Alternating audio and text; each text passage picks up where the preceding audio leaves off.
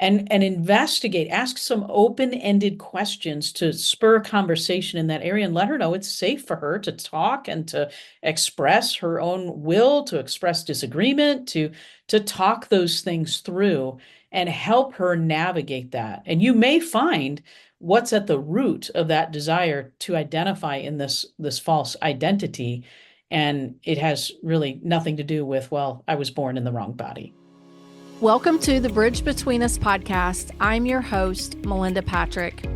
I feel confident in saying no parent would ever ask for their child to experience same-sex attraction or transgender desires, nor would most children ask for those attractions. This journey is painful, heartbreaking, and can divide families.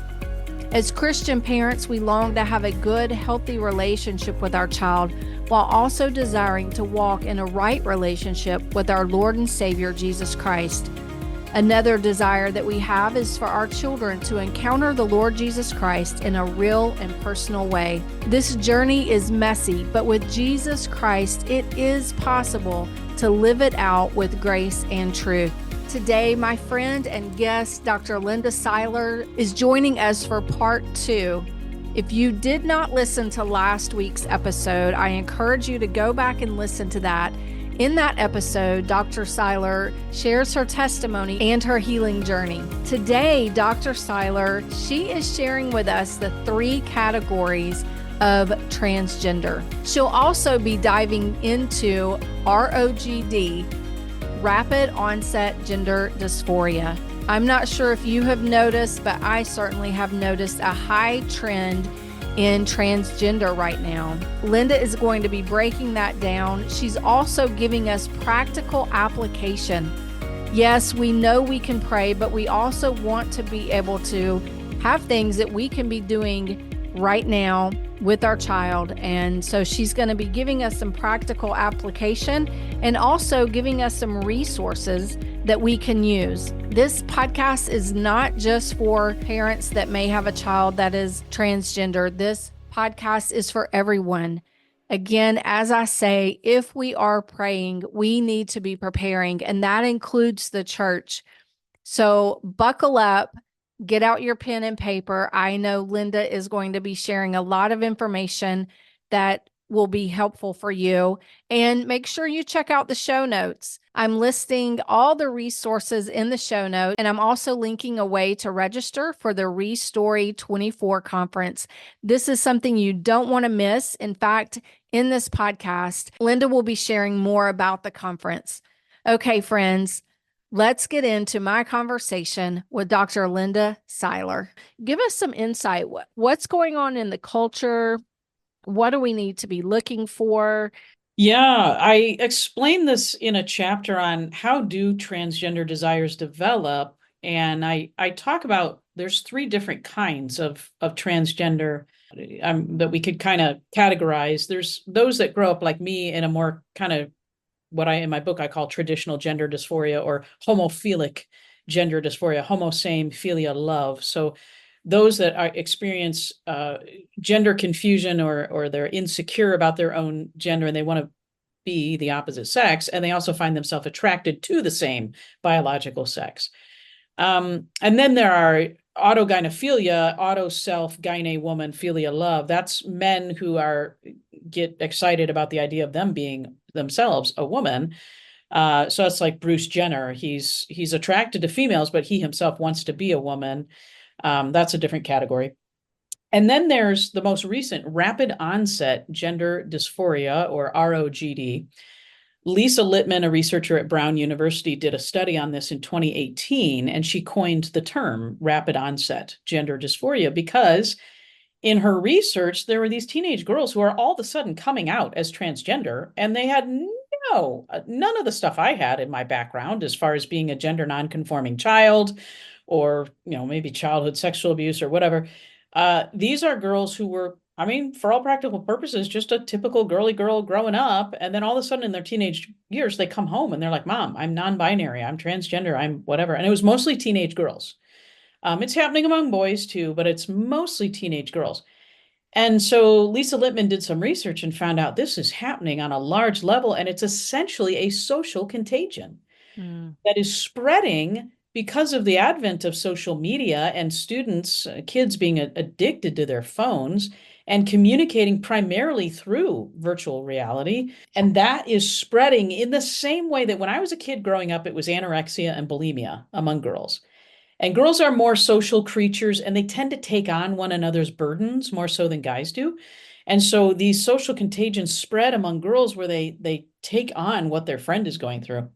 So yeah, it used to be anorexia, bulimia, and then it was cutting. Well, now the new rage is being transgender, identifying as non-binary, pansexual, transgender, whatever it have you. And what we're discovering is these girls who are uncomfortable with their developing bodies. And what teenage girl isn't? You're Yes, that's a very uncomfortable age. I don't care who you are. oh my goodness. I mean, your body's beginning to develop. You have to go through having your period, and like men start looking at you differently, and just all these hormonal changes and everything. And the pressure of our culture that as a woman, especially, you need to look a certain way. Mhm. I mean, guys, yeah, but for women, the pressure is on there.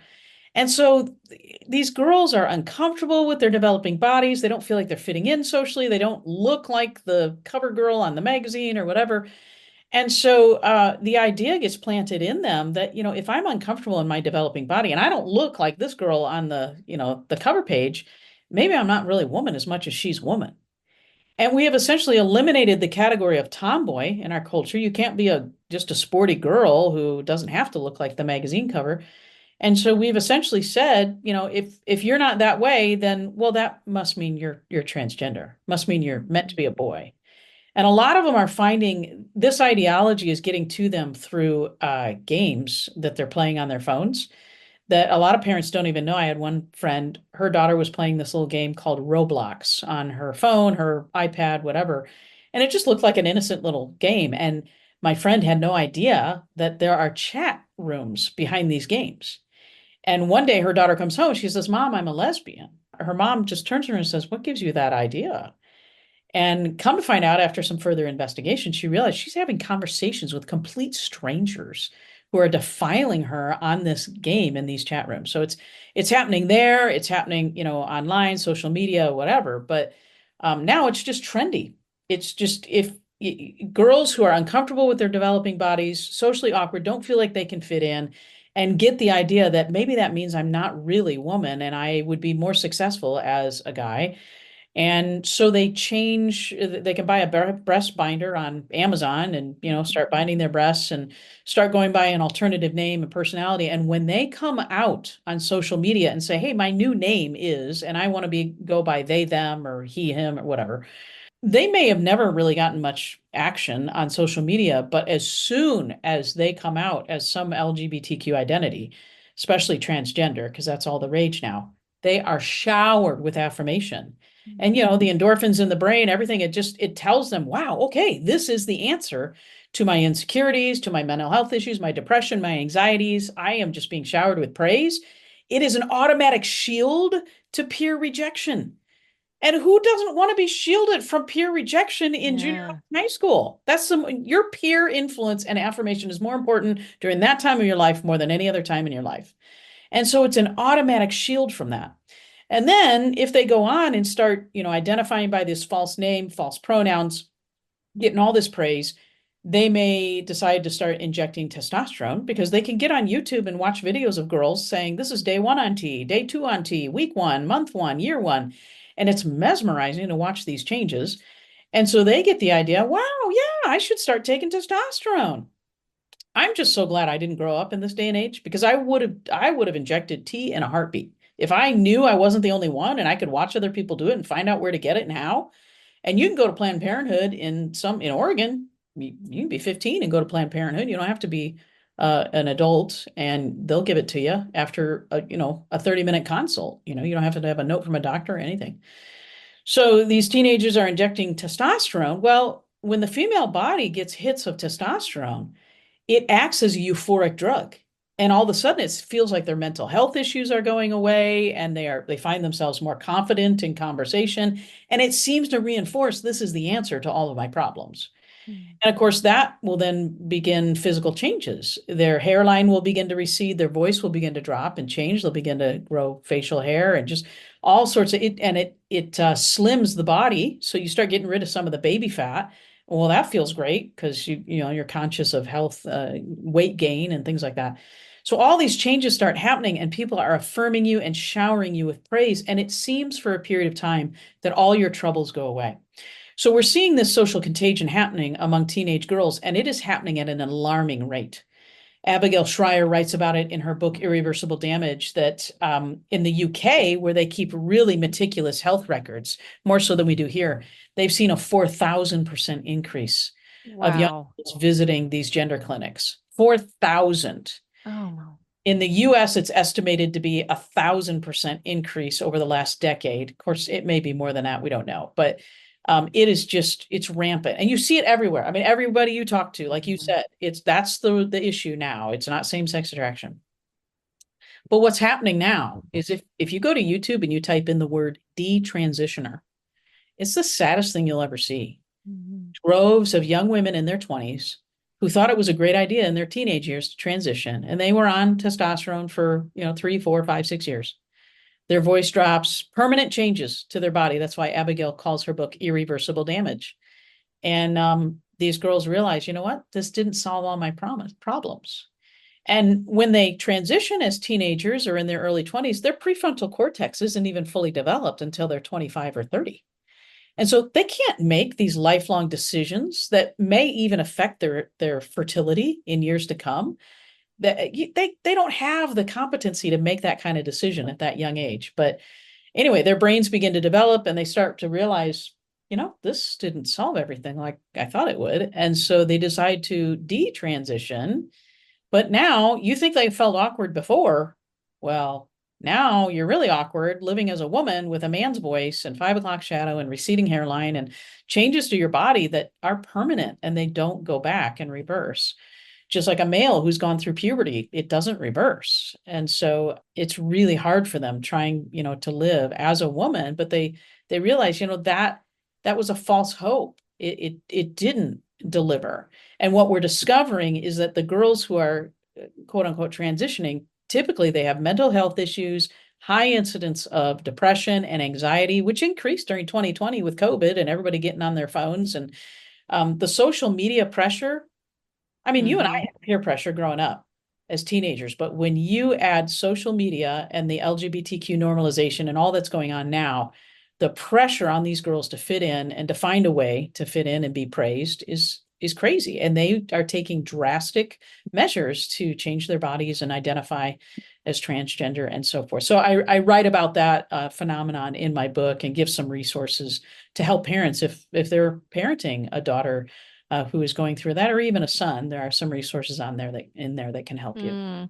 So what's one or two things, because I know parents are like, okay, you just told us about this. What are one or two things that we can begin like practical application today? And we know prayer. We know prayer is one, to continue to pray and just ask for a move of the Holy Spirit, giving parents wisdom and everything they need. But what is something else that parents can practically do when they're walking through this or watching their child? Because it's almost like you're watching them destruct or, run to the cliff and your hands are tied. It's a really, really sad, empowering feeling, or not empowering. It's a defeating feeling. Yes, it is. And on our ReStory Ministries webpage, we have a number of resources. You just go to ReStoryMinistries.org. And we have something called quick guides under resources. And we have a quick guide on ROGD, rapid onset gender dysphoria. We describe in that quick guide, it's just a 1-page with bullet points, talking points, and resources. And it just describes, okay, how did this phenomenon develop? How can I learn more about it? What are some books? Like I mentioned Abigail Schreier's book on there. And then I mentioned, okay, here are some resources as a parent for you to read to help you navigate this. One of them is a book called Desist, Detox, Detrans, helping your child get out of the gender cult, because it is cultish thinking. LGBTQ has become a religion of sorts. And so That book is worth its weight in gold regarding just the parenting advice. If I were a parent, even if I didn't have a child that identifies as LGBTQ, the parenting advice they offer in this book is really good. And one of the things they talk about is like, we make the error of wanting to be our child's friend. And we're afraid because of where our culture is, we're afraid of authority. Because authority is bad, it's negative, and we're afraid of absolutes. And, as a parent, laying down some logical, loving limits, and it's hard to do. But if you make the error of, I'm going to be my child's best friend, and you're not the parent in the relationship, that's going to backfire on you. And the child doesn't get to call the shots. The child is the child, and you are the parent. But there are ways, to lovingly navigate the conversation and setting some limits. So that's a great book. Another one on that quick guide, at the bottom of that quick guide, we list these resources. Another one of them is the Gender Dysphoria Net Support Network. And if you go to our website and click on that quick guide, it will hyperlink directly to that website. I can't remember what the address is right now. But it's a secular website, but it has all sorts of research on gender dysphoria and navigating that as parents with a child who has come out. And so they don't necessarily follow Christian principles per se. But they do let you know, like, some of the research out there, if you reinforce a child in a false identity and they socially transition, they are almost 100% likely to go on to transition hormonally and medically. It's a very dangerous trajectory to set a path on. And you feel the pressure as a parent. Well, you're told the lie. Would you rather have a live son or a dead daughter? That's blackmail, and that's a lie, and the research doesn't even back that up. Your child is not more likely to kill themselves if you don't reinforce them in a false identity. That's just a lie, and it's blackmail, and LGBTQ activists use it against you. And as a parent, of course, you'll do anything to keep your kid alive, right? So that particular website reveals some of the data and the statistics, but they also have some links on there from a woman named Lisa Marciano. She is again, a secular Jungian therapist. I disagree with her. She would affirm LGBTQ identities for adults, not minors, but adults. And so we disagree. But she talks about, as a parent, how to navigate ROGD with your child. And she gives some great advice as to how do you lay those limits down, and what does that look like as a parent, and what kinds of things should you implement? And she talks about things like limiting their access to the internet and to social media and things. And as a family, go out on an outing as a family, go out for a picnic, and we don't bring any phones. And we're going to have face-to-face conversation and love one another as a family. We'll bring one phone, mom or dad bring their phone, lock it in the glove compartment in the car. So if we need it for emergency purposes, but we just go out and enjoy wholesome connections, and we're not on our phone texting other people that aren't, there at the time. And she just gives some real practical advice of what to do as a parent to navigate that conversation. But the one thing I would say is I would encourage you not to reinforce a false identity in your child and believe the lie that somehow this is, it's going to backfire and my kid's going to take their life if I don't reinforce this false identity. But I would encourage you to approach the conversation with curiosity, not condemnation. So if Susie comes home and says, I want to be Scotty, you don't just say, well, you're not Scotty, end of conversation, just stop it. That doesn't work in today's culture. To approach it with curiosity as a parent and realize she is being bombarded with this stuff at school, on social media, with her friends, in these chat rooms, in these games, everything. And to be curious and say, honey, why would you want to be Scotty instead of Susie? Tell me more about that. What do you think would be more appealing to be Scotty? Why would life as a male have it made? What do you not like about being Susie? What do you not like about being a woman? And investigate, ask some open-ended questions to spur conversation in that area and let her know it's safe for her to talk and to express her own will, to express disagreement, to talk those things through and help her navigate that. And you may find what's at the root of that desire to identify in this false identity. And it has really nothing to do with, well, I was born in the wrong body. Wow. Those are some great resources. And I'm going to put the link to all of those they can find them through ReStory Mm-hmm. website. So I'm going to link ReStory, and then you can go on there. ReStory actually has a lot of resources. It's not just this one. So I highly encourage you as parents, as ministry leaders, lay leaders, to make sure you visit ReStory's website. And it may be something that you even want to bookmark on your computer and return to on a regular basis. So, Linda, we're about running out of time, but there is so much we could cover on this podcast, and we could probably talk another hour and still not cover everything. But there is something coming up October 4th and 5th, and it is a great opportunity for anyone, whether you're a pastor, lay leader, ministry, parent, overcomer, struggler, just somebody who just wants to know more. You're having the ReStory 24 conference. So tell us about that and how we can get hooked into that. Mm-hmm. Yeah, this is a day and a half conference, all day Friday, half day Saturday in Indianapolis. Easy to get to, hosted at a church there. And it's for parents, it's for grandparents, it's for pastors, ministry leaders, concerned believers, overcomers, strugglers, the whole gamut. And so we are addressing specifically the topic of transgender at this particular conference. And so we will have a number of main sessions, breakouts over, I think, almost 20 different breakouts to choose from. And we're really emphasizing how to equip pastors and parents, how to address the transgender issue. How do we equip our youth even to respond to their peers when they're coming out with, false pronouns and wrong names and all this? So I'll be one of the main speakers for the main sessions. We also have Joe Dallas as one of our main session speakers. We have Dr. Paul Cruz, who is a pediatric endocrinologist. He's a Christian and a doctor, and he's going to be talking about the devastating effects of puberty blockers and cross-sex hormones on children's bodies. He will explain from a medical perspective, this is actually what goes on in the body, and it's enlightening. Everybody needs to understand what's going on here and how this works.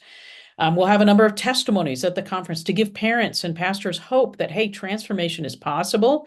One of those testimonies is Anna Shadburn, who she transitioned as a teenager, started taking testosterone, tried to live for a period of time as if she were a boy, and eventually encountered Jesus, came back to the Lord, surrendered her life to him. She and her husband now live in the Northwest and serve at their AG church there faithfully, serving the Lord. She's going to be sharing her testimony, and it's captivating when she's a beautiful young lady, but when she opens her mouth, she has a man's voice, and she will have a male voice, a male sounding voice the rest of her life. So she'll be sharing her testimony, and she has such a beautiful spirit. So we'll have that. We'll have main sessions, breakouts. We'll have an altar time on Friday night for parents and ministry leaders and overcomers who want prayer. The speakers will be the prayer ministers, and we'll take as long as we need to pray with people, to encourage them, to help them Friday night. Saturday, in addition to the breakouts on Friday, we'll have some discussion groups on Saturday where you can do topic-focused Q&A. So we'll have time for parents asking questions, for overcomers, for all sorts of different demographics asking questions on things they want answers for. And we'll end with a commissioning time on Saturday, taking communion together, praying, empowering people to go out and face, this LGBTQ normalized world where many times you feel like the minority, and just encouraging people, sending them off and encouraging them as they leave. So it's going to be a great conference, connecting you to resources. We're encouraging every church, every ministry leader to consider sending leaders from their church. Send your staff team, or send a couple representatives from your church to get equipped and bring back to your local congregation what they're learning, so that you guys can be aware of the resources that are out there. And of course, we encourage parents and overcomers to come if they are able. So it's October 4th and 5th, all day Friday, half day Saturday. You can get online and register at ReStoryMinistries.org. I'll make sure to put the link for the show notes in that. And for those listening, I'm going to be at the conference as well. So I would love for you to come out. I would love to meet you, give you a hug, and just be able to cheer you on face to face as well. And I've been at many conferences with Linda, and there's just something about being able to see people face to face. And I know, we're like, oh, I know I'm not alone on this journey. But when you get to places like that, you turn around and you say, you know what, I really am not alone. and the friendships that come out of this, and just coming to a place of understanding that, wow, other people get me. They understand what I'm walking through, or they're able to put words to what I haven't been able to put words to through what my heart is feeling. And so we would love for you to come out, and there's some heavy hitters, to be able to hear Dr. Linda speak in person is quite a treat. And then you've got Joe Dallas and this Dr. Hers, and you got Ann Edwards coming, and Andrew Rodriguez. Y'all should know him from the podcast. He's been on this podcast a few times as well. So you'll get there and you'll recognize some names and be able to see people in person. Well, Linda, do you have anything bubbling up before we close today that you're like, you know what, I really want to make sure I share this? I think the main thing was parents not to take the bait of Satan, and don't blame yourself. Don't think this is all on me. We live in a fallen world with an enemy who hates your child, hates you, wants to destroy their sexuality, wants to neutralize you, and just don't take the bait. But I also like what you said when we were at the Restored Hope Network conference. You said, my child may not be willing to lay on the altar, but I am. And that I shared that with someone recently who's walking through this with their child, and oh man, that ministered to them, that, you know what, I can't fix my kid, but I can lay on the altar and let God do a deep work in me, and really ultimately that's the best thing for my kid. Yes, because I want to be that mom who is able and willing to walk through healing if that's what my daughter wants. And so I want to do whatever I can in this season of waiting to be ready for God answering those prayers.